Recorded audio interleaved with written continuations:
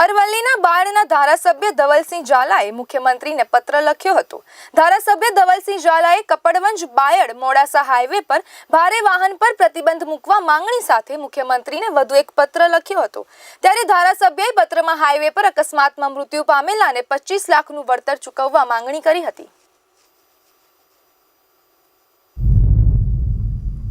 કપડવંજ અને મોડાસા હાઈવે પર ખૂબ ટ્રાફિક અને હેવી લોડેડ વાહનોના કારણે આમ તો 2017માં જ્યારે ધારાસભ્ય તરીકે ચૂંટાયો ત્યારે પણ મેં ઘણી રજૂઆતો કરી હતી અને ત્યારબાદ છેલ્લા 4 મહિનાથી કન્ટિન્યુઅસ રજૂઆતો ચાલુ હતી, પરંતુ આરએમબી ડિપાર્ટમેન્ટના અમુક અધિકારીઓ સરકારશ્રીને ગેરમાર્ગે દોરી રહ્યા હતા। એનું ધ્યાન મેં માનનીય મુખ્યમંત્રીશ્રીને કીધું કે ભાઈ આમાં ખૂબ જરૂરિયાત છે, કારણ કે ઘણા બધા યુવાનો મર્યા। મારા મત વિસ્તારની અંદર મારે બેસણામાં જવાનું થતું હોય છે અને એવા યુવાનોનો ભોગ લેવાય જે 2 વ્હીલર પર જતા હોય, ગરીબ પરિવારના હોય, જેનો એકનો એક દીકરો જતો રહે, કોઈકને પરિવારનો કહેવાય મોભી જતો રહે, એવા દિવસો મેં જોયા અને એની રજૂઆતના ભાગરૂપે માનનીય મુખ્યમંત્રીશ્રીને પત્ર લખ્યો।